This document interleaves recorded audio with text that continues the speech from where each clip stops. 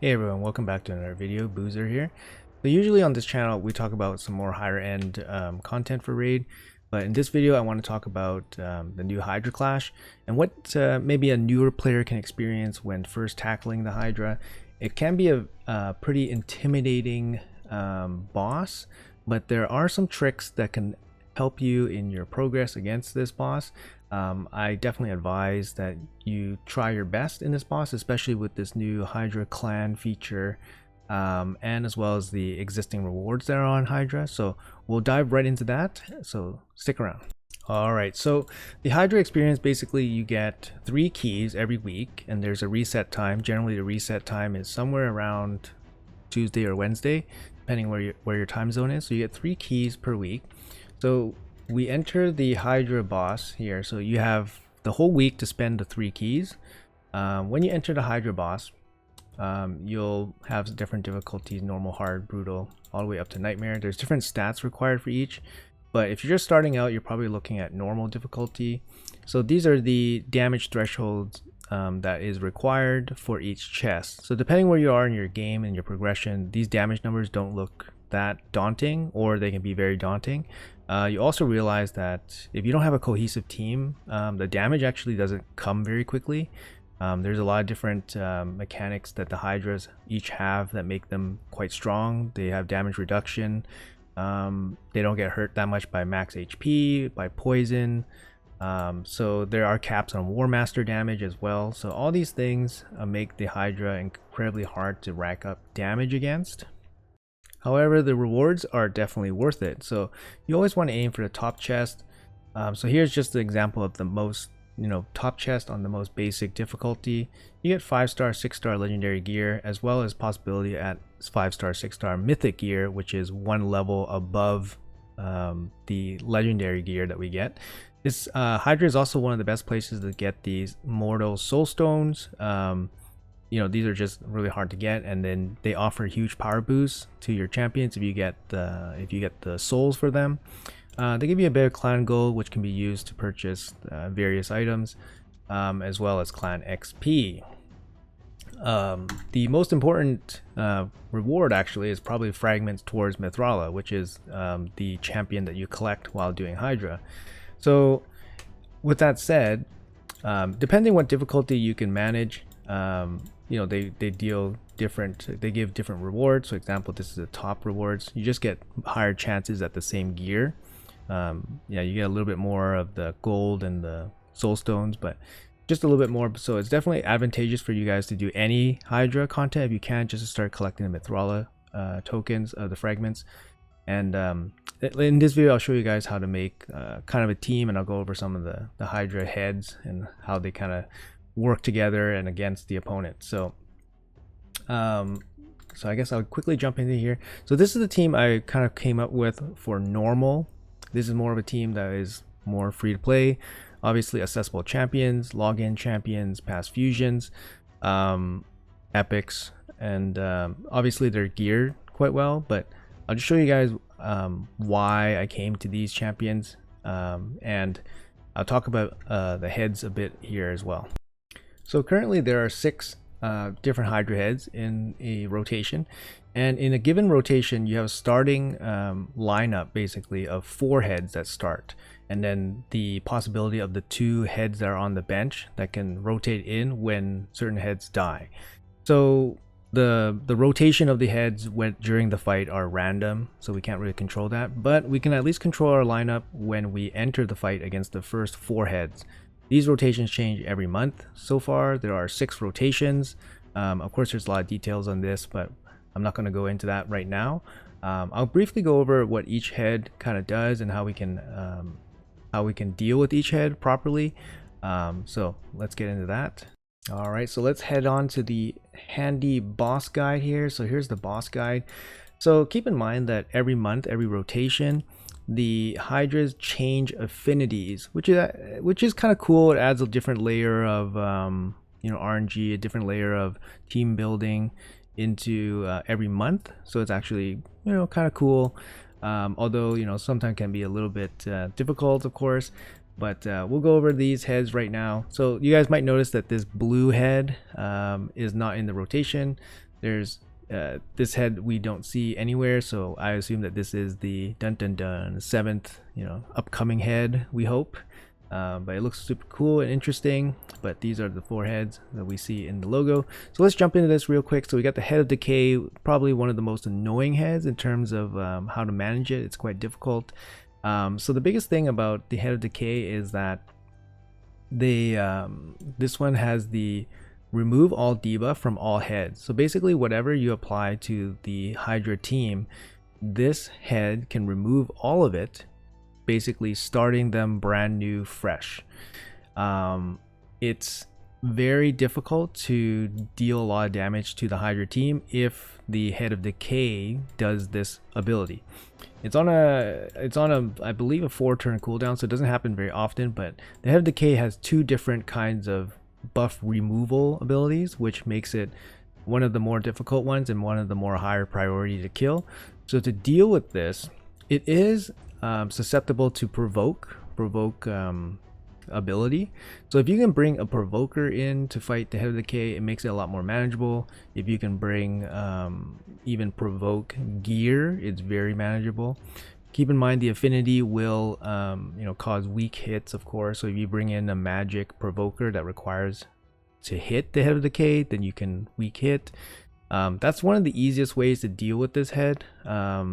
Otherwise, you probably have to live with the remove debuffs on the whole team, and then just restart your application of all your debuffs.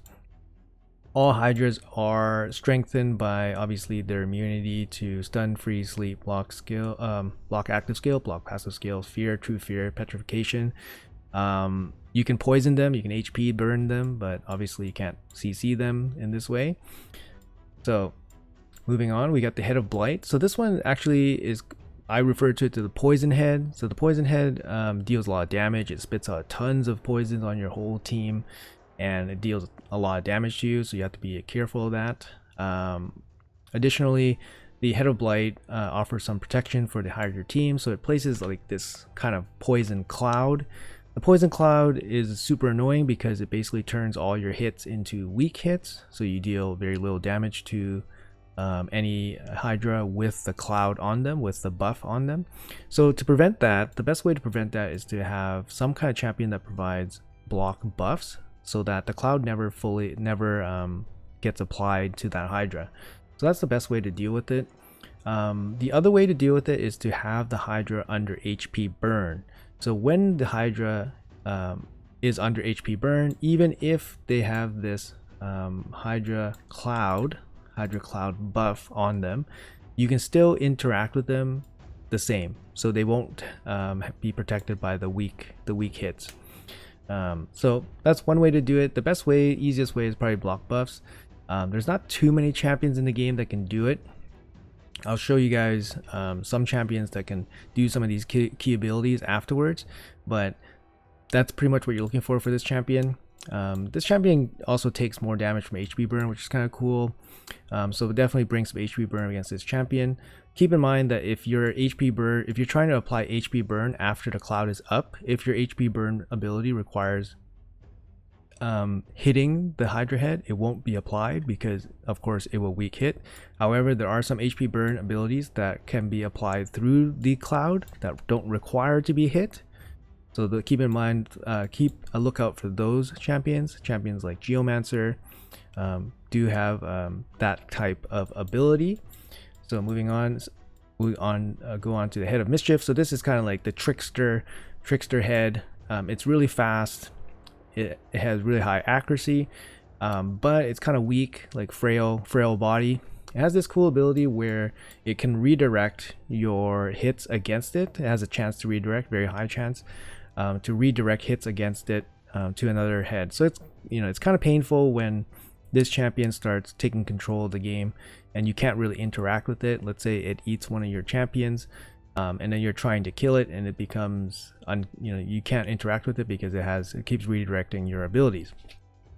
So the way to counter that is to bring Hex. There's not too many Hex champions in the game. You could use the Curse set. Curse set, of course, is a set you can farm and apply to any champion. It has a chance to place the Hex on a enemy.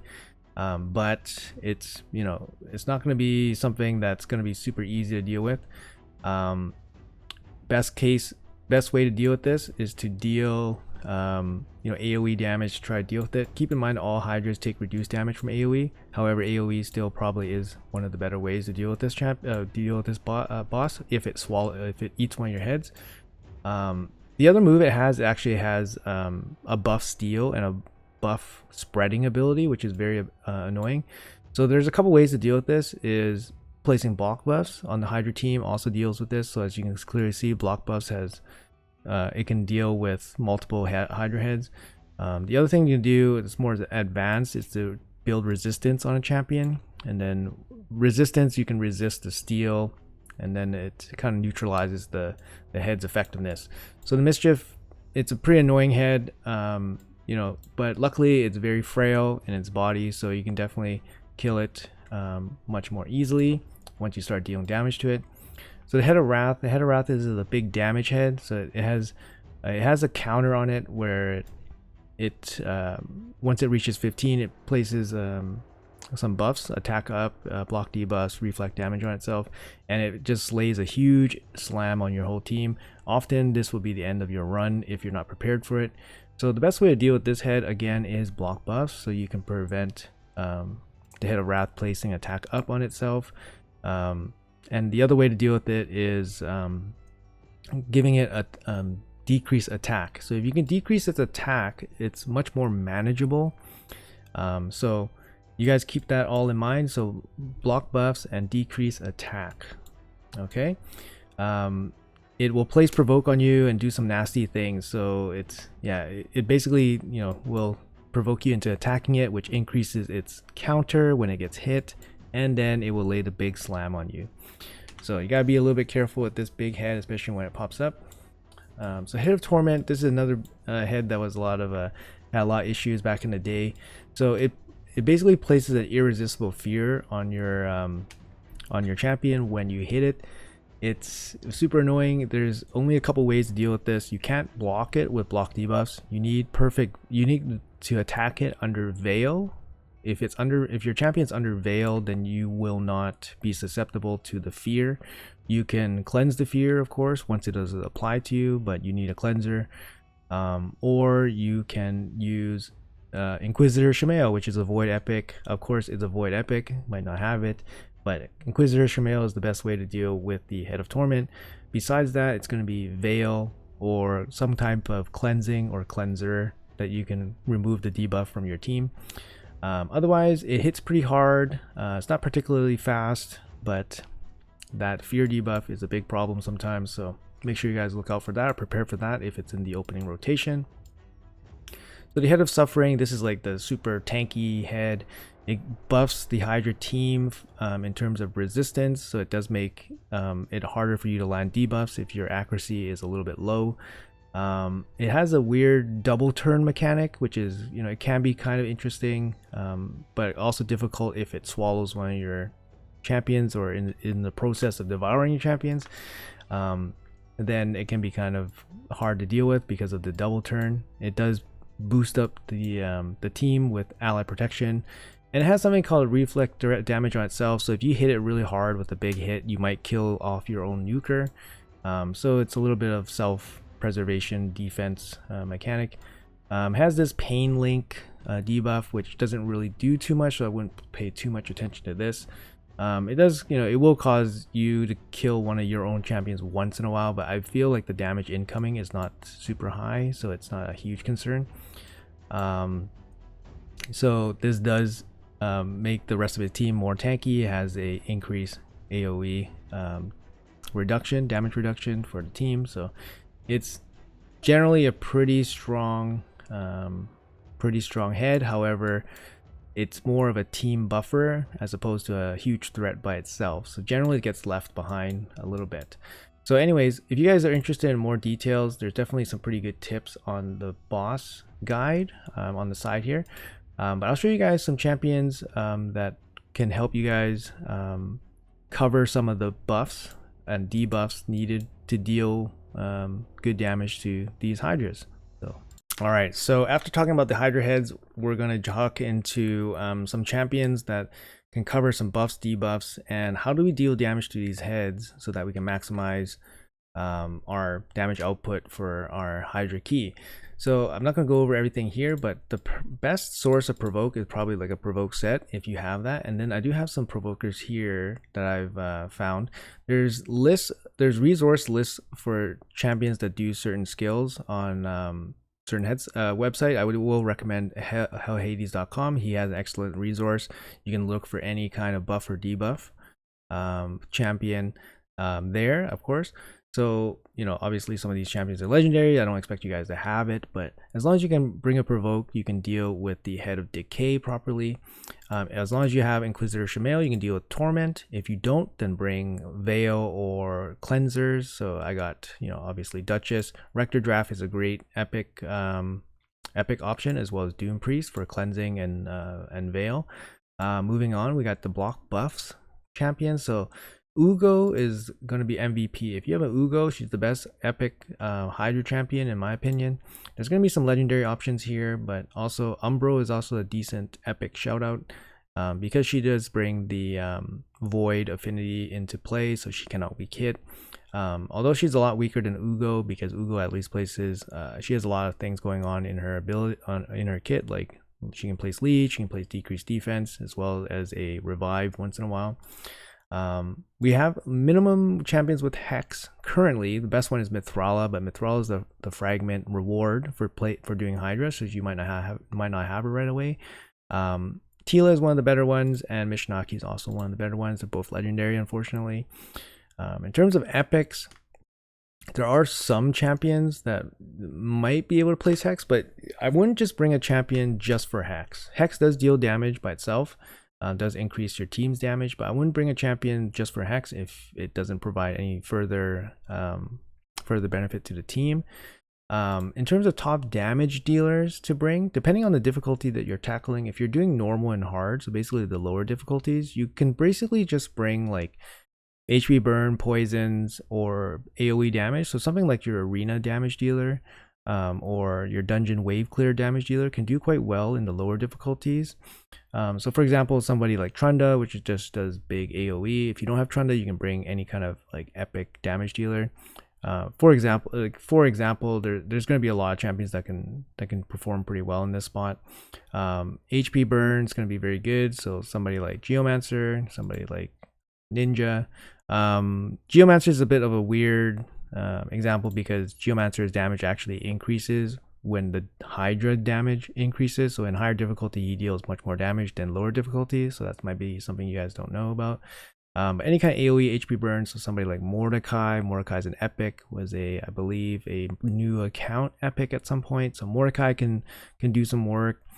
But yeah, any kind of champion that deals AoE HP burn can use some good damage in the lower difficulties as well, and also bring your big AoE damage dealer. In terms of supports, big supports, generally like a speed lead, aura is very useful. So all these champions are legendary, so you're not going to be able to have all of these. But even somebody like Arbiter, I used Arbiter quite a bit, especially in lower difficulty where she increases speed, and she has a team revive, which is really useful, and she gives attack up.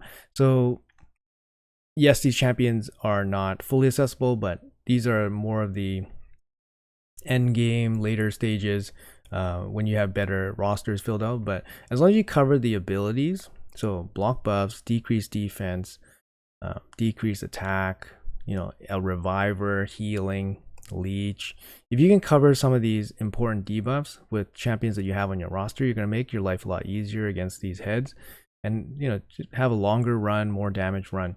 So we'll jump into the team that I went into for normal, and I'll show you guys how to interact with the Hydras.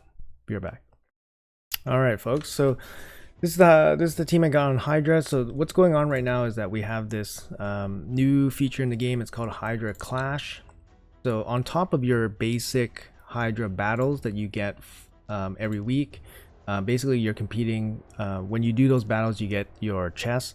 So on top of this, you have this Hydra Clash event or feature that now basically requires your clan to compete against another 4 clans, so a total of 5 clans in one bracket, and it's going to be based on total damage output. There is scaling multipliers on difficulty, so the higher the difficulty, the higher the damage output you can do. The higher multiplier you get for your damage output. So for example, if you do 10 million damage on normal, you're only going to get 1 multiplier, which means you get a total of 10 damage total added to your clash total, if that makes sense. So here's the reward structure for clash. So if you can make 35 million damage with 3 Hydra keys, you will get the low one, the Argent chest, and then these are the type of rewards that come out. Honestly, this is a great feature because it basically rewards you for doing things that you're already doing. So if you're already doing the normal Hydra battles, then the Hydra Clash gives you a chance to get additional resources, basically that's gear. Recently, they also Plarium also added accessories, so accessories to the gear set. The gear sets that come out of Hydra, which is stone skin and protection gear. So protection gear is one of the sets that come out of Hydra. So you can see there's a 9-piece bonus. This includes the 3 accessory slots, so the ring, the amulet, and the banner. Some really nice bonuses from these sets. So that's protection, and then we have stone skin, which is the other set. So here is the different stats on stone skin. Both of these sets have various applications in the game, but they are both very good sets. And now the added flexibility of getting the accessories from the Hydra Clash makes these 2 sets extremely powerful. So like I said, when you're doing your damage, you get multipliers applied, so definitely do your best. The multiplier is applied to only the first key. So if you plan on placing 3 keys into into hard difficulties, then only the first key will have the 2x multiplier applied to the first key. So the second and third key will not have the multipliers applied. And like I said, the total damage from your 3 keys will work towards whichever chest you end up getting. Keep in mind that only the top 3 from your 5 bracket will receive the rewards. So this is very much a team exercise as well as an individual exercise. So you have individual reward structure as well as a team common interest to try to win. So keep that in mind, and also keep in mind that this is very much an extra feature on top of, like I said, you're regularly doing your Hydra clan boss fights, and now you have an extra on the side. There's going to be strategies involved, but we're not going to go into that in the details for Hydra Clash. This is just the first week, so we're only experiencing this for the first time. But yeah, we'll go into what a brand new player would probably go into, like what's Hydra, what's going on, and we'll go into the team that I used for normal. Alright, so this is the team I'm going to be using for normal difficulty. So basically, Razovar used to be a fusion, but his main purpose here is to be damage. He's just an AoE damage dealer. Artak was a login reward champion, so if you just logged into the game, you would have acquired Artak. But they've been releasing some really good login champions recently, so definitely take advantage of just logging in and just picking up some of these nice legendaries. Arbiter, obviously one of your main progression champions that you're going to get in the beginning. So Arbiter is going to offer the revival, speed boost, as well as attack up. Drexar, you're going to get the fragments from the tag team shop. Everyone will collect him if you want to, and if you play basically tag team arena even remotely regularly, you will pick him up. He's a huge champion, especially for Doom Tower bosses, even Doom Tower in general. And bosses in general. He's a great champion. He brings the provoke here, HP burns, as well as an attack down, and he's just a tanky champion. He's hard to kill. Ugo is going to be the epic MVP. If you have her, it makes life a lot easier in Ugo. She brings a decreased defense AoE along with the block buffs AoE. Very, very strong combination. And Doom Priest, she's very MVP for a lot of content, and it's going to be true here as well. She brings a cleanse, so she'll help against the poison head, and then she'll help against the fear head if it shows up. She also brings a bit of healing, which is going to be helpful since we don't really have too much healing on this team. But I'm just going to show you guys how we interact with the heads, yeah, we won't show you the full run, but I'll show you guys how I will start the run. Okay, so you enter the fight. So I'm going to go Arbiter Boost. Arbiter Boost is my fastest champion, and then we're going to place the accuracy up, speed up. So speed up is very important on your team. So basically you're looking for ways to increase the amount of turns you take against the Hydra. So decreasing the Hydra's speed and increasing your speed is one way of doing it.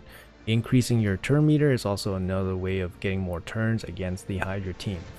So here I'm going to use Artac's AoE HP burn, placing all HP burns here, and then the decreased defense and block buffs from Ugo. Okay, luckily applied everywhere. Okay, she gets an extra turn because I have her built in Relentless Gear. I know, Relentless Gear, right? So I'm placing Leech on these champions, and she keeps getting extra turns, which is kind of cool. Okay, so in terms of which head to hit, you basically want to kill the one that has priority. You saw me targeting various heads. Usually I target the one with positive affinity so I can deal maximum damage without weak hitting. Not a huge deal. You might want to be careful about targeting the Wrath head just because you can stack the counter up. Here's the counter, it's at 5. Remember, it deals a big AoE damage hit against us at 15. Okay, so here's Drexar with the provoke ability. We're going to try to provoke the Head of Decay, which is the heads that's going to remove all the debuffs. So hopefully we can place it. Okay, we do place it. That's great. So that gives us some time. Here's the Doom Priest. He offers increased attack buff. We already have it on our team, so we don't need to do that. And then she offers a heal and the cleanse on her passive, which is excellent for this type of content. But we don't need her to do any kind of buffing for attack right now, so we're just going to use her A1 attack. So going to hit the Trouble Head, which is the cleansing head. Here I'm going to use the turn meter boost here. She has the turn meter boost for your whole team, which will give our team more hacks. I'm going to use the Razovarg's AoE ability, which is a big slam here. So big slam, you see the damage coming out. And then Artac will use the HP burn activation, you see the damage coming out. So you can see here the damage is already ramping up against these heads. So obviously you guys don't need to use these exact champions, but this is kind of the way you kind of generate damage against them. So you have your AoE damage dealer dealing damage, and then you have the rest of your team providing some buffs, debuffs, and then we have some control. So we're trying to control this head the best we can. Okay, I know when you're starting out you're not going to have all these abilities covered, so that's going to make things a little bit difficult, but you're going to have to do the best you can. Okay, so our goal is only 6.6 million for a top chest, but we do need to factor in the clash damage that we need. I need about 70 million to hit the top chest, so I only need with no multiplier I need 70 million on this normal run. So hopefully we can do it. I'm not going to make you guys watch the whole run, so I will be back after this run is finished and we'll see what this team can do. Alright, quick pointer here is when the Hydras are decapitated, when you kill the Hydra heads and they respawn, they do have a buff here that prevents a lot of damage incoming to them. So it's in your best interest to try to attack Hydras that do not have this respawn buff. So I'm clicking right here in the top left hand corner. So just something to keep it, pay attention to. Okay, so we'll be right back. Keep going with this run. Alright, so back with another tip here. So when the Hydra starts eating your champions, you notice that up here in the top right hand corner, this Hydra mischief head, this Hydra decay head has eaten one of my champions. It will attack the champion with the highest crit damage, so it will eat that champion first. You have 5 turns to basically deal with this green bar, or else the Hydra will swallow your champion and it is gone from this match. So just something to keep in mind, guys. It starts at 5 turns, but it gets lower and lower as the fight gets longer and longer. So just something to keep in mind. Make sure to target these priority heads and free your champion as soon as possible. Okay, another tip here is when the head is decapitated, make sure you guys target the decapitated head for more damage. When when they don't have their heads, when they're basically when you kill the head, they take more damage in this form. But of course, it only lasts for 2 turns, so make sure you guys prioritize dealing damage to these hydras before they can respawn as fresh hydras. Okay, so just another tip there. Alright, so I'm just gonna wrap it up this run here. I've hit the damage threshold I need for the clash, so I'll show you guys the champion builds, and I'll go over what you're looking for each champion. So let's end the run here. So we're going to end battle. Are you sure you want to end? Yes. And make sure we lock in the key, keep results. So we can go over some of these damage numbers here. So Razovar is basically your area damage dealer. He's dealing most of the damage. Artak has HP burns. Drex are also helping out with some HP burns. And you see most of the supporting casts do not deal that much damage. Ugo and Doom Priest do have War Master, so that's probably where the damage is coming from. So let's lock in the results here. And I'll show you guys what it looks like for the Hydra Clash, and then we'll go over some of the champions here. So for Hydra Clash, if we go into my account, so we got 583 million, and then with the 86 million that we just put up, we will eclipse the 650 million for the top chest reward. And that's basically all you're looking for. Of course, it's easier said than done, but everyone's going to start somewhere, so don't expect to hit the top chest right away. Slowly progress your account. As your account gets stronger, it will be easier to hit higher numbers. So let's jump into what these champions look like.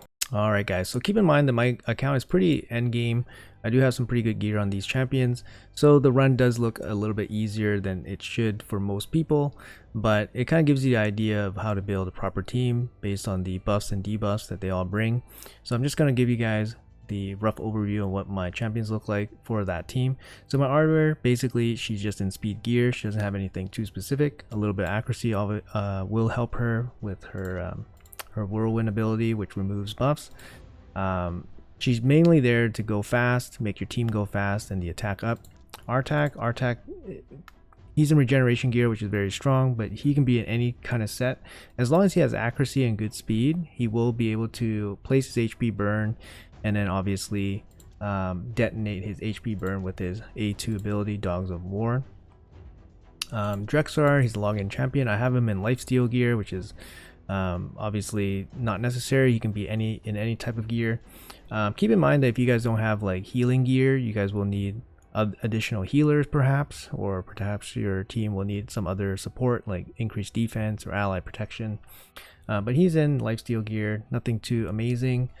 He's quick and he has accuracy to land his debuffs, and he has good defensive stats. In terms of overall masteries, ideally all your damage dealers or all your champions would have either War Master, so War Master down here at the bottom left, or Giant Slayer. These two masteries deal a ton of damage to bosses, so keep that in mind when you're building out any champion in particular. But I'll go over the masteries here real quick. So here's my Drexar. He's in Giant Slayer because he has a multi-hit A1, and then he has extension, his HP burn extension, and then provoke attack down chance. I'm increasing by adding those masteries. So yeah, this is just going to be a quick overview. There's definitely going to be more details that are involved, but I don't want this to be like a 2-hour long video. So this is my Razovar. He's quick, he has some accuracy, and he deals some damage. Savage gear, not necessary. Of course, Savage gear is going to be dealing the most damage, but you can give him any type of gear as long as you have proper stats. So for a champion like him, where he needs to deal damage on every hit, his damage comes from his hits, not from HP burns or poisons. You want him with 100% crit rate, as well as good attack and good crit damage. Masteries, I have him with Giant Slayer. Again, this deals the most damage. Giant Slayer and War Master will deal the most damage against bosses. Doom Priest, I have her in regeneration, not necessary. Again, she can be in any gear. She has a self heal on her passive, which helps the whole team. Just make her quick and enough health to take some hits. And she has some defense as well, nothing too special. She does have War Master, which gives her a little bit of damage, as we saw from the final score sheet. And then our MVP epic is Ugo. She doesn't need Relentless. She can be in any gear as long as she is quick with accuracy to land her or debuffs, or decreased defense and block buffs, she is perfect. Mastery, she does have War Master. It's not necessary. You saw that she does not deal a lot of damage, so you could go for something like defense and support tree and skip the offense entirely. Defense will give her a little bit more tankiness, but that's up to you, up to your gear. I chose War Master just to get a little bit of damage, but we saw that she doesn't deal a lot of damage at all. And yeah, different sets not required. Alright guys, so that's going to do it for this video. I hope it has been useful and helpful to players of all progression ranges, but especially for those just first stepping into Hydra, especially with this new Hydra Clash feature. It's definitely very beneficial to start doing your Hydra if you haven't already, since it's going to be some extra rewards, and the gear set, Stone Skin and Protection, are actually very strong. Not to mention that Mithrala is an excellent fragment free champion. As long as you just do your first chest or do some chests, you will pick up some fragments, and it's going to be a massive champion for any early game account. So I definitely suggest to do that. But yeah, that's it for me. I hope you guys found it useful. Let me know in the comments below. If you guys like the content, make sure you guys hit that subscribe button. If you guys found it useful, make sure you guys give it a thumbs up. And yeah, I'll see you guys in the next video. Take it easy.